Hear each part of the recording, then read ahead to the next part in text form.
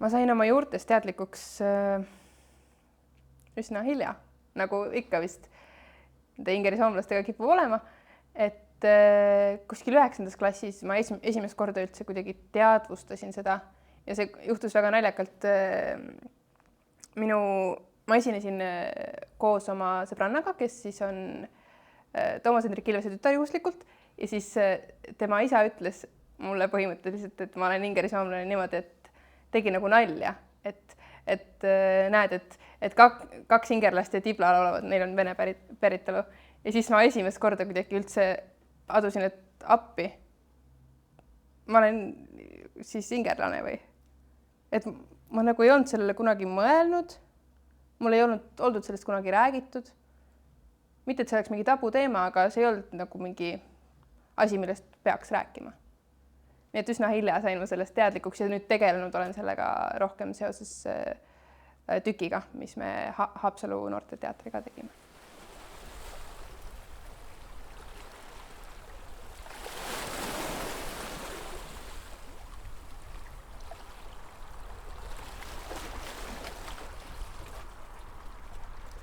See teadmine pigem tekitas positiivseid tundeid, sest et eriti kui see aeg on 9. klass umbes, on ju see selline eneseotsinguline ja kui mingi osa sinu identiteedist pannakse ikkagi paika, siis see on tore ja see on ikkagi huvitav teada oma päritolu, eriti kui see on selline väike etniline grupp, siis kohe tunned ennast natuke erilisemana ka.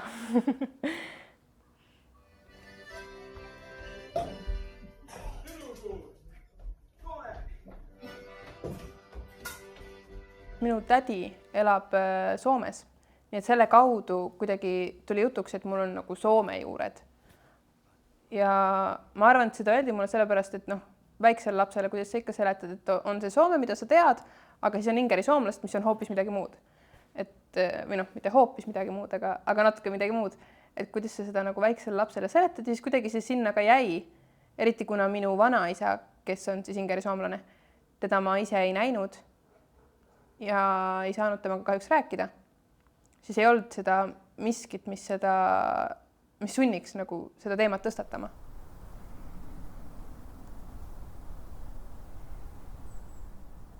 Ma arvan, et sellest ei ole võib-olla räägitud sellepärast, et see puudutab nii väikest rühma inimesi justkui, kuigi tegelikult see ei ole väga väike rühm, aga et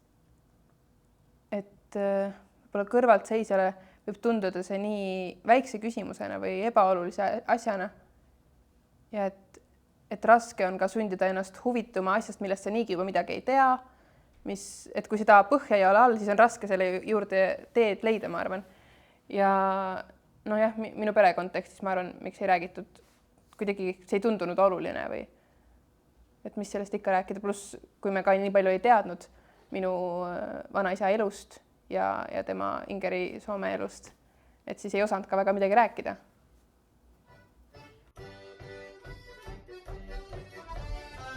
Mulle helistati ja pakuti seda rolli ja öeldi, et näed, et selline plaan ja et tahaks, et kõik näitajad oleks ingeri soomlased. Ja ma mõtlesin, et väga huvitav, eks ole, et ma tean seda asjaolu lihtsalt, et ma olen juurte poolest ingeri soomlane. Ma mõtlesin, muidugi, et teeme väga tore, aga ma ei hoomanud ikka, mida see tähendab või ma ei hoomanud, mida see tähendab olla ingeri soomlane või mida see ajalugu endast üldse kujutab. Mul ei olnud mingit arusaama, välja arvatud muidugi nii palju ma teadsin, et Nõukogude Liidus neid, kui etnilist gruppi üritati siis kaotada. Nii palju ma olin nagu aru saanud, nagu ikka Nõukogude Liidus väikeste gruppidega oli. Aga jah, ma ei osanud kuidagi üldse hoomata seda, mida see endast tegelikult kujutab.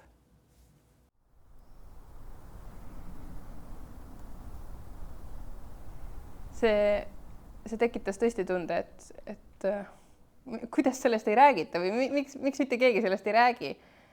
Et muidugi see on eriti huvitav mulle sellepärast, et mul on see päritolu, aga selles loos kui rääkida nüüd sellest loost justkui lähiajaloost siis võib-olla või kui mingist tervikust, et selles loos on midagi nii universaalset, ma arvan ikkagi.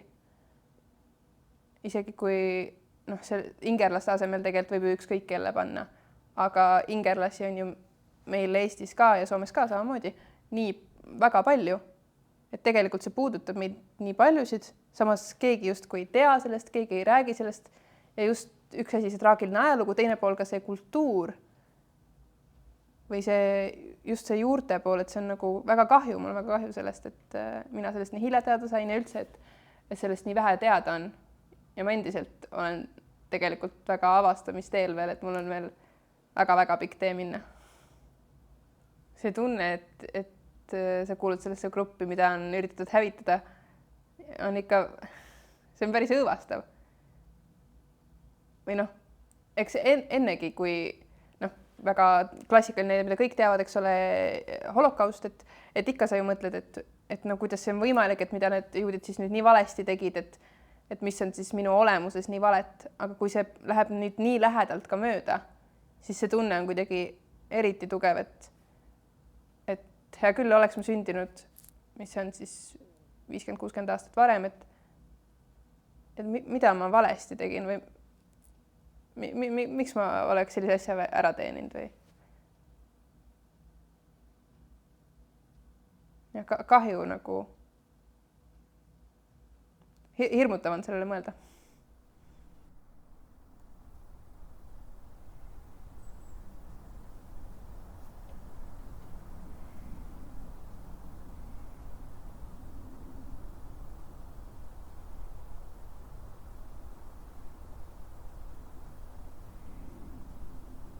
Seda Stalini õnnestumist saab siis kahtepidi mõelda. Mõnes mõttes tõesti tal see ei õnnestunud, mina olen ju siin nagu näha, eks ole, ja väga palju on neid inimesi, aga samas mina arvan, et see on ikkagi selle taga ka, miks sellest praegu väga palju ei räägita, miks sellest ei teata, on see, et väga suurel määral ikkagi tal see õnnestus. Ja see on, ma arvan, väga suur tragöödia.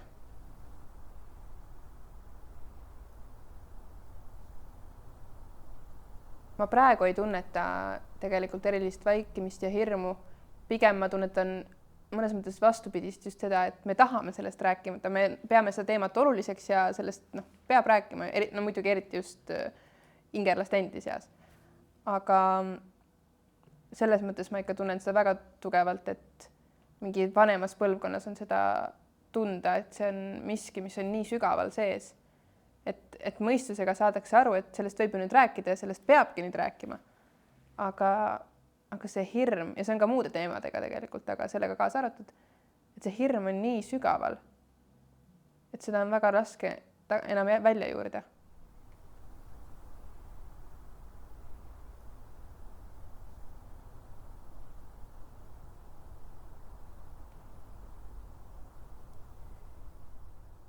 Alates juba 19. sajandist, muidugi ka varem, see, et kui rääkida ka Eesti vabariigist, et see võitlus, et me peame olema kõik üks, ei saa olla niimoodi killustunud, et meil on need võrokad ja meil on setud ja et ei, kõik peavad olema eestlased, rääkima eesti keelt. Ja see kandus minu arust ongi 90-ndateni välja see arusaam, et peab olema üks tervik, ei tohi olla selliseid erisusi normaalsusest kõrvale kaldumisi. Aga mul tunne, et tänapäeva maailm, vähemalt ideaalina, reaalsus on muidugi ise küsimus, aga et ideaalina soosib seda just, et on see killustumised, on need erisused, kui tuua paralleel siis näiteks Eestiga praegu ongi see, et on see võru keel, et seda ikkagi õpetatakse Võrumaal koolides ja et seda peetakse oluliseks. Ja see ei ole mingi oht Eesti riigile või see ei ole oht eesti keelele. See vähemalt on ka inimesi, kes teistmoodi arvavad, aga et mina leian, et see ei ole. Ja neid minust on päris palju. Et pigem on, mul tunne see kuskil, äkki on siis, ma arvan, vabas maailmas võib-olla rohkem 60-tel, 70-tel, natuke varem tuli see muutus, aga on toimunud see kannapööre.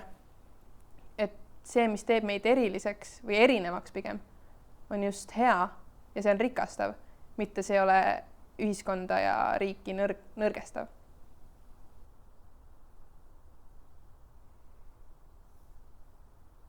ma tahaks loota, et minu põlvkond lubab niimoodi sellist kihilist identiteeti või mitut identiteeti. Ja mul on tunne, et see nii ka on, kindlasti jällegi on erisusi. Aga see pigem, et ma olen ingerlane, aga ma olen ka eestlane ja et ma olen ka eurooplane. Et see on pigem, ma arvan, just positiivne, et see on noorte seas pigem aktsepteeritud ja julgustatud, kui et see on mingi tabuteema või et sellest oleks midagi halba. Minu ideaalne tuleviku perspektiiv oleks vist selline, et oma järeltulevastele põlvedele me pärandame selle teadmise, me pärandame mingid kultuuriteadmised, me pärandame võib-olla mingi oskuse selles maailmas selle teadmisega ümber käia, samas, et me ei sulge ka mingeid muid teid, et me anname justkui järgmisel põlvel kõik need teadmised ja ta saab ise teha oma valiku. Et kui ta tunneb, et ta üldse ei taha ennast ingerlasena identifitseerida, siis tal on see võimalus. Kui ta tunneb, et see on nagu tema jaoks äge või et see on nagu kuskil tal südames ja et see on oluline talle, et tal oleks ka see võimalus, et tal oleks need teadmised olemas.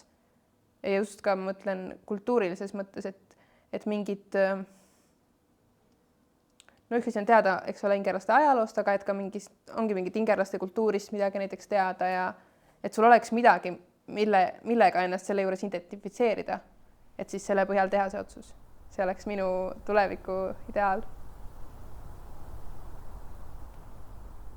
Mul on tunne, et need inimesed, kes teavad seda külge endast, need ikkagi tunnevad, et nad tahavad seda edasi anda ja tahavad järgmisele põlvele pärandada neid teadmisi. Aga lihtsalt seda perspektiivi natuke hägustab see, et on nii palju inimesi, kes sellest midagi väga ei tea. Või teavad ainult võib-olla asjaolu, et neil on sellist juured ja muidugi ongi palju inimesi, kelle jaoks ei olegi oluline ja see on arusaadav. Aga et ma arvan, on ka palju inimesi, keda see tegelikult huvitaks, aga kelleni see info lihtsalt ei jõua või neil puudub see teadmine. Jah, ma ei teagi, miks sellest keegi peaks huvitama. Ma olen selle peale palju mõelnud, et kas on oluline teada, kust sa tuled, mis su juured on. Mina pean seda endale oluliseks, aga ma ei oska seda väga hästi seletada. See on miski, mis on minu sees. See tunne, et ma pean seda teadma või et ma pean sellega mingi suhte looma. Ma olen uhke selle üle, et inglissoomlased ise on uhked enda päritolu üle. Ma olen uhke, et need ingerlased ise räägivad sellest, et nad tahavad sellest rääkida, peavad seda oluliseks. See on vist kõige olulisem mulle ja samuti ka see just see, et me oleme selle üle elanud, selle soovi ennast nagu likvideerida maailmast. Me oleme selle üle elanud ja ongi mingi Stalinil pika nina näitamine.